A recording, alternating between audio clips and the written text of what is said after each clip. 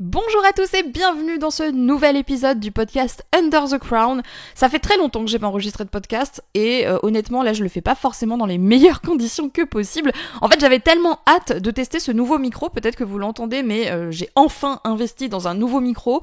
Il faut savoir que depuis que je m'étais lancée dans les podcasts, j'utilisais un petit micro cravate que j'avais acheté entre 10 et 15 euros sur Amazon. Ça faisait plutôt le job correctement je trouve parce que je pense que vous vous en étiez rendu compte. Le son, parce que ce micro cravate je l'utilisais pour mes vidéos, pour mes podcasts, pour mes formations, pour à peu près tout. Le son était quand même relativement bon, pas incroyable, mais plutôt bon. Et c'est là où je vois une énorme différence avec le nouveau micro que j'ai actuellement, qui est le fameux micro Rode que tout le monde a. Je vous mettrai la référence en dessous si vous voulez. J'ai commandé ça sur Amazon. Et je trouve qu'il est vraiment exceptionnel celui-ci parce qu'on entend littéralement tout ce qui se passe. Pour vous donner un ordre d'idée, en fait là j'ai vraiment pas eu envie de m'isoler, de me poser dans un coin où il y avait vraiment aucun bruit. Donc je suis au beau milieu de mon salon avec mes nombreux animaux, mes chats et tout ça. Donc voilà, si vous entendez des petits bruits, c'est qu'il y en a un qui s'est réveillé. En tout cas, je voulais absolument faire ça dans un coin de chill parce que honnêtement ça fait depuis un moment que j'ai perdu la motivation de créer du contenu. J'avais vraiment pas envie de tourner des vidéos, j'avais vraiment pas envie de créer de nouvelles choses et ça m'inquiétait un petit peu pour tout vous dire parce que c'est vrai que si on crée pas de contenu, c'est compliqué derrière de faire tourner un business.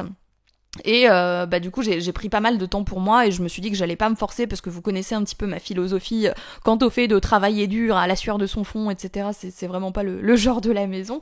Moi j'ai créé mon business pour être libre, pas pour me créer ma propre prison, et du coup je me suis dit bon là en ce moment c'est pas trop le moment, c'est pas grave, de toute façon mon business tourne quand même en automatique, mais je vais en profiter.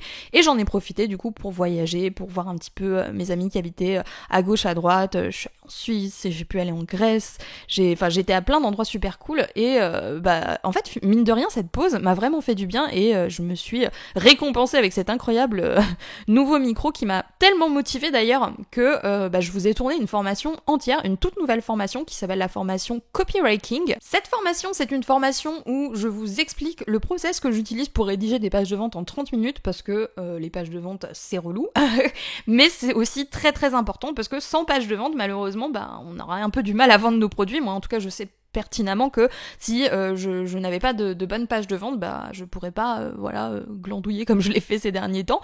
En tout cas, je pourrais pas avoir mon business qui tourne, et je pense qu'il y a beaucoup de choses sur lesquelles les gens qui démarrent se trompent, et je m'inclus aussi là-dedans, parce que pendant des années, j'avais vraiment une idée assez fausse de ce qu'était une page de vente et ce qu'il fallait qu'elle contienne pour réussir à vendre.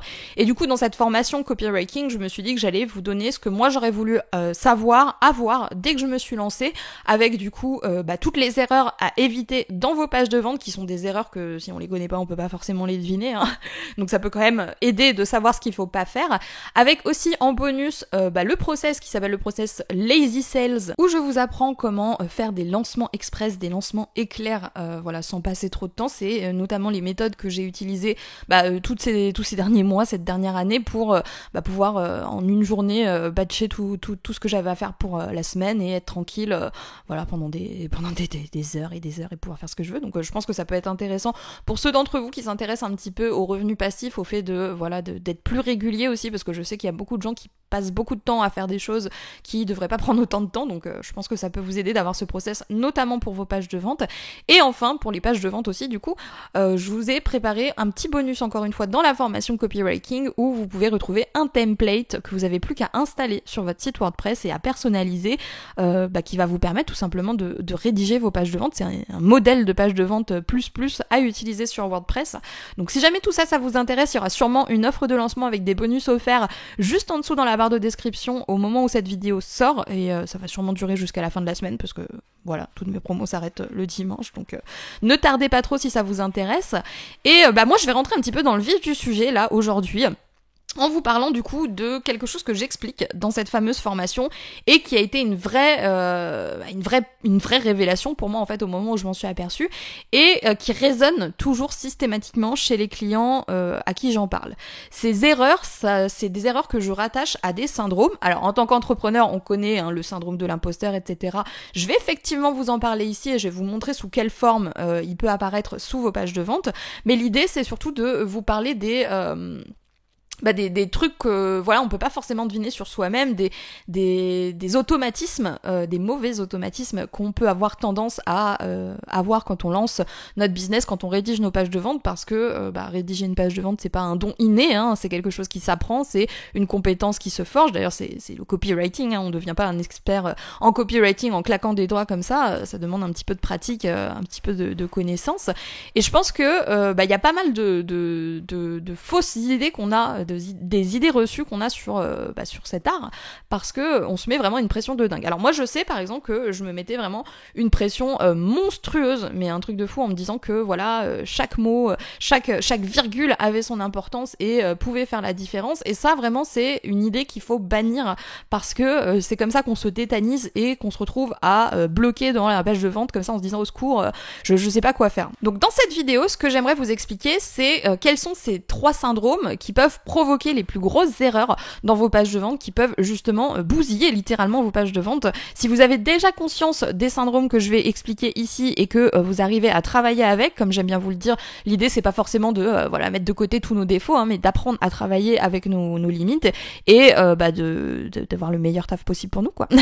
Du coup, ici mon objectif ça va être vraiment de vous aider à comprendre si vous n'êtes pas dans un espèce de schéma qui vous empêche de rédiger des argumentaires de vente efficaces, d'écrire des pages de vente efficaces. Et du coup, je vais rentrer tout de suite dans la première erreur. La première erreur, c'est d'avoir le syndrome de l'écrivain ou le syndrome de l'expert. Qu'est-ce que j'entends par là? Le syndrome de l'écrivain, c'est le fait, ça va surtout concerner ceux d'entre vous qui ont toujours aimé écrire. Moi, je sais que c'était mon cas, hein, quand j'étais plus jeune, j'adorais écrire des histoires, des trucs comme ça. Enfin, écrire, c'était mon gros délire. Et j'adore toujours ça, hein, mais d'une manière différente. En tout cas, certains d'entre nous ont eu aussi ce rêve, hein, c'est pas une passion unique, d'écrire un roman, qui aimait bien en tout cas de faire ce genre de choses. Et pour ceux d'entre vous qui sont concernés par cette catégorie, ce côté un petit peu créatif, un petit peu artiste des mots, souvent ça induit un gros problème, c'est que on va pas forcément avoir les phrases les plus impactantes dans nos pages de vente. C'est-à-dire que un auteur, par définition, et moi-même j'avais ce réflexe-là quand j'écrivais des livres, bon j'étais pas une experte, hein, mais en tout cas je pense qu'on a tous un petit peu ces réflexes-là quand on décide de se lancer dans l'écriture. J'avais tendance à toujours vouloir rajouter de jolis mots, de jolies phrases, quelque chose d'un petit peu complexe, quelque chose d'un petit peu d'intelligent, faire de jolis de jolis paragraphes, etc. Et tout ça, c'est très très mauvais en fait quand on rédige une page de vente, parce que une page de vente, l'objectif c'est qu'elle soit le plus lisible que possible. Si jamais vous vous amusez aussi à faire un petit peu comme quand on a envie d'écrire un roman, un chapitre ou peu importe, à faire des espèces de gros pavés de texte de même 5 à 10 lignes, ça va être complètement indigeste dans une page de vente, parce que il faut pas oublier que les gens, quand ils lisent votre page de vente, ils se disent pas trop cool, je vais lire une page de vente, de la même manière qu'on peut se dire trop cool, je lis un livre. Là, votre objectif à travers votre page de vente, c'est de faire en sorte qu'on ait envie de vous lire en entier. Et le problème, c'est que en tant qu'écrivain, on sait qu'on a tout le livre entre guillemets pour s'exprimer, et que la personne qui tient le livre, elle est là pour lire, alors que la personne qui est là pour voir votre page de vente, elle est pas forcément là pour lire. Elle est là pour acheter. Elle est là pour voir en fait si votre produit il correspond à ce qu'elle veut ou pas. Et vous, votre objectif, c'est de faire en sorte de leur expliquer en fait le plus clairement que possible, avec le moins de mots que possible. Ce qui va complètement à l'encontre de ce qu'on fait quand on a un peu cette âme d'écrivain, parce que notre objectif en tant qu'écrivain, c'est de faire des phrases longues, intelligentes, avec des mots spécifiques, etc., des jolies images, des mots qu'on n'a pas forcément l'habitude de voir, d'avoir une espèce de poésie dans ce qu'on écrit, et c'est peut-être pas forcément le but qu'on recherche en copywriting sur des pages de vente. J'appelle aussi ça un petit peu le syndrome de l'expert, parce que parfois quand on est un petit peu trop expert dans son domaine, qu'on s'y connaît un petit peu trop, on va avoir tendance à employer un jargon que les gens ne vont pas forcément comprendre et dont ils n'ont strictement rien à faire. Je vous donne un exemple avec l'iPhone 13, l'un des arguments qui m'a fait prendre le 13 Pro plutôt que le 13, c'est l'écran qui passe de 60 Hz à 120 Hz. Alors si vous n'avez rien compris, moi non plus j'avais rien compris. Heureusement que j'ai des amis qui sont forts en tech qui m'ont expliqué ce que ça voulait dire, et aussi que Apple quelque part dans sa communication l'a mis en avant, parce que tout le monde s'en tape en fait de savoir que ça fait 60 ou 120 Hz. Tout ce qu'on sait, c'est que le fait d'avoir 120 Hz va rendre notre portable beaucoup plus fluide, notre image, enfin l'image par seconde qui va être affichée par notre portable va être beaucoup plus rapide et beaucoup plus efficace et ça va nous faire gagner en batterie. C'est ça en fait qui est vraiment intéressant, le fait de pouvoir travailler rapidement grâce à cet argument. Alors je vous l'explique vraiment très mal parce que je ne suis pas une experte en tech encore une fois, mais on s'en fout en fait des caractéristiques techniques. Tout le monde s'en fout du 60 Hz, 120 Hz. Ce qu'on veut savoir c'est est-ce que mon portable va être plus rapide, est-ce que mon portable va avoir une meilleure autonomie, va avoir une meilleure batterie et c'est comme ça en fait qu'on convainc les gens et pas en leur disant des arguments techniques, des mots compliqués et des grandes phrases à rallonge. Si jamais vous vous sentez concerné par le syndrome de l'écrivain ou de l'expert, 3 choses. Premièrement, vous essayez de toujours retirer au moins 10% de ce que vous avez écrit. C'est Stephen King qui faisait ça, puisqu'on parle de romancier. Stephen King, quand il écrit un livre, il retire systématiquement 10% du texte. Les mots qui servent à rien, les mots vides, les phrases aussi qui n'ont pas de sens, etc. pour essayer de rendre ses écrits les plus pertinents que possible, les plus accrocheurs que possible. Je vous invite du coup à faire cet exercice parce que je pense que ça fait vraiment une grosse différence et on se rend très vite compte quand on se relit en se disant je vais retirer un maximum de mots que ça peut faire une énorme différence vraiment en termes de clarté du texte et en termes de pertinence du message. Donc je vous invite vraiment à faire cet exercice, de prendre un texte et de commencer à retirer 10% de ça. Deuxième chose, faites des phrases courtes, s'il vous plaît, parce que les phrases à rallonge, personne n'a envie de les lire. N'hésitez vraiment pas aussi à essayer de découper les phrases un maximum, de mettre des virgules, des 3 petits points de suspension, etc. Parce que un texte qui est plus rétréci, si on peut dire ça comme ça, sera toujours beaucoup plus facile à lire qu'un texte qui est par pavé, quoi. On a beaucoup moins la flemme de lire 3 lignes que de lire un paragraphe entier. Donc ça, c'est aussi très très important. Et troisièmement, n'utilisez pas de mots compliqués qui donnent mal au crâne.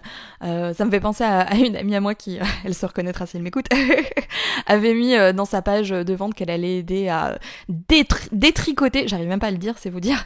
Enfin, ce genre de mot qui est lourd, qui est pas agréable à entendre, on l'enlève, on n'en veut pas, et on le remplace par des mots beaucoup plus simples, à la portée de tous. On part vraiment du principe que on parle limite à un enfant de 5 ans avec des mots simples, et détricoter, c'est un peu trop complexe pour être efficace dans un message de vente, alors que je vais essayer de trouver un synonyme à détricoter. Démêler, c'est déjà moins douloureux à entendre.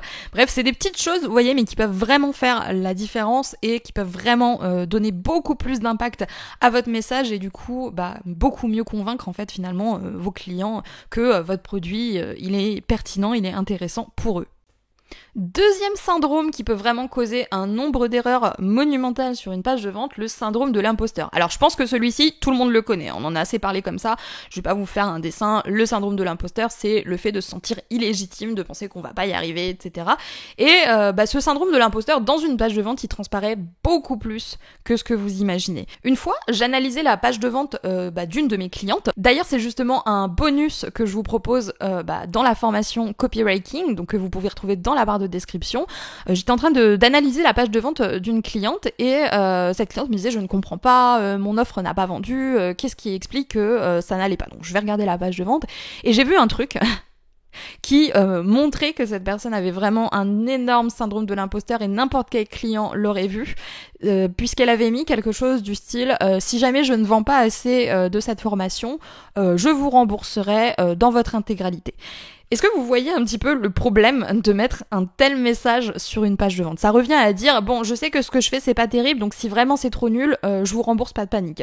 On peut pas avoir ce discours-là et espérer que les gens vont acheter, en fait, ce qu'on a à leur proposer. Si nous-mêmes, on ne croit pas en notre produit, si nous-mêmes, on ne croit pas en notre capacité à apporter de la valeur à nos clients, pourquoi ils nous achèteraient des choses ? C'est pas une bonne chose de souffrir du syndrome de l'imposteur. Alors après, je sais que voilà, c'est facile à dire, etc. Mais ici, quand on prend vraiment l'aspect rigoureux, on va dire, des écrits, des pages de vente, etc. Un bon plan serait tout simplement de relire votre page de vente en vous disant ok, à quel endroit j'ai manqué un petit peu de confiance, à quel endroit j'ai eu un discours un petit peu tiède où j'étais là en train de dire à peu près que c'était pas trop mal, mais que si jamais c'était nul, c'est pas grave et que il y avait une possibilité pour que ce soit pas terrible.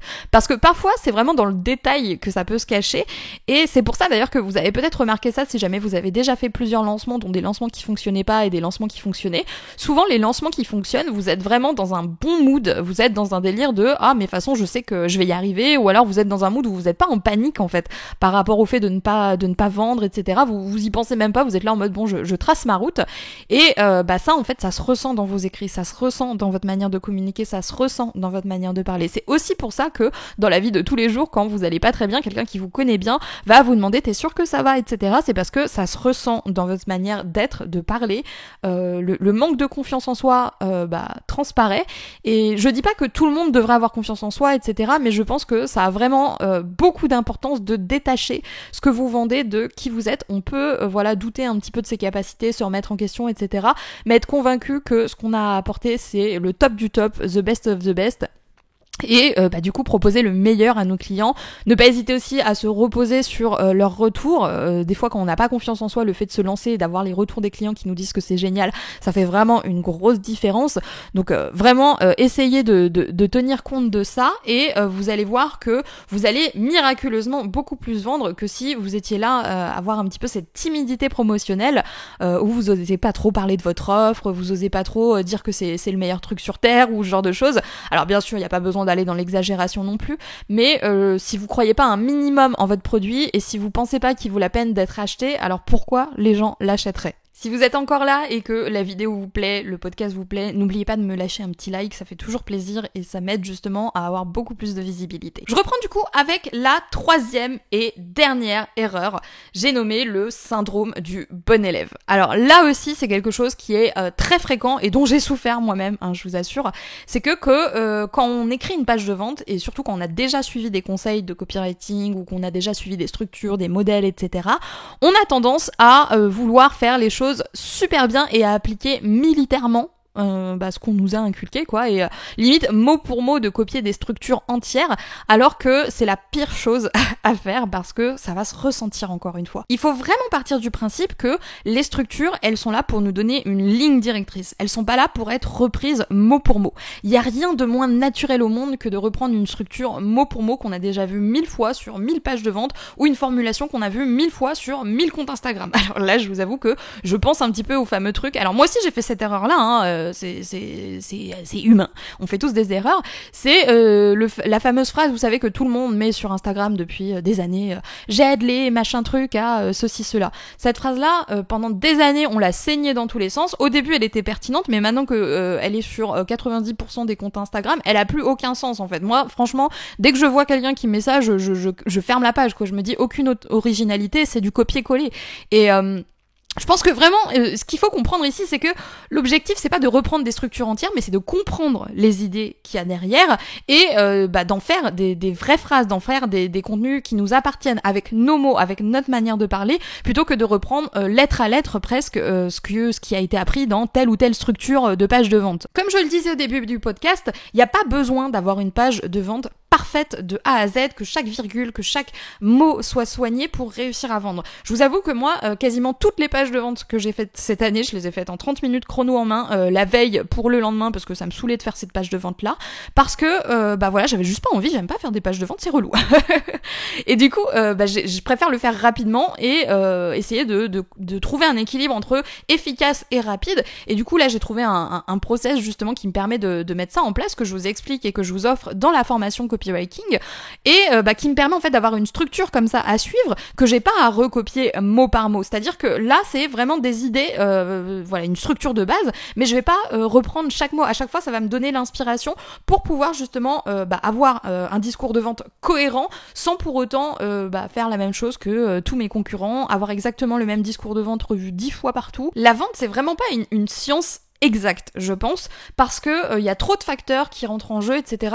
On peut pas deviner, si un message sera plus efficace qu'un autre avant de l'avoir testé. C'est pour ça qu'il y a énormément d'A/B testing dans tout ce qui est milieu du copywriting, etc. Parce que ce qui fonctionne sur une audience ne fonctionnera pas forcément sur une autre. Donc c'est important de prendre conscience qu'on peut pas être un bon élève sans savoir justement ce qui fonctionne ou pas. Il faut accepter le fait d'avoir des erreurs à faire, de devoir se tromper pour savoir ce qui marche et ce qui marche pas. Et c'est en en essayant, c'est en se trompant et en n'étant pas forcément bon élève à chaque fois, en ne reprenant pas exactement la même chose à chaque fois, que on peut vraiment avoir des résultats différents. Je voulais vraiment parler de ça parce que c'est vraiment des révélations que j'ai eues c'est cette dernière année, parce que avant je pensais vraiment qu'il fallait des années entières, enfin des années, je sais plus, il fallait des heures et des heures en tout cas pour rédiger de bonnes pages de vente, que il fallait écrire les pages de vente les plus longues du monde pour que les gens aient envie d'acheter mes produits, et à un moment ça m'a tellement blasé que j'ai commencé à faire des pages de vente en 30 minutes, et là je me suis rendu compte que ça vendait autant, si ce n'est plus, que les pages de vente sur lesquelles je passais des heures et des heures. Donc j'ai décidé d'arrêter de perdre mon temps. Plus je fais des pages de vente et plus je m'améliore, et si je veux faire de plus en plus de pages de vente, il faut que je les fasse rapidement. Donc si jamais vous aussi vous avez envie de vous améliorer en copywriting, de comprendre un petit peu quelles sont les erreurs à ne pas commettre, à l'instar de ce que je vous expliquais par rapport au syndrome ici, je vous invite du coup à aller voir la formation copywriting où j'aborde avec vous les 17 erreurs qui sont les plus fréquentes dans les pages de vente et qui empêchent justement votre business de prospérer, vos ventes d'augmenter, etc. Donc si ça vous intéresse, tout sera dans la barre de description. Bon voilà, j'ai terminé ce petit podcast, j'espère qu'il vous aura plu. Moi ça m'a fait plaisir de vous parler, quel bonheur d'utiliser un bon micro, vraiment, j'espère que vous voyez la différence. Dites-moi dans les commentaires si vous vous reconnaissez dans l'un des syndromes que j'ai cité aujourd'hui. Est-ce que vous avez les trois? Est-ce que vous en avez un? Je sais que personnellement ça m'est arrivé de passer par les trois, est-ce que ça regroupe plusieurs types d'erreurs, donc je serais curieuse de savoir dans les commentaires si vous vous reconnaissez un petit peu dans ce que j'ai décrit ici. Et moi du coup je vais vous laisser là, je vous souhaite une super bonne journée et je vous dis à plus pour de nouvelles vidéos, de nouveaux podcasts sur la chaîne de Wonder Way Queen quand j'aurai pas la flemme.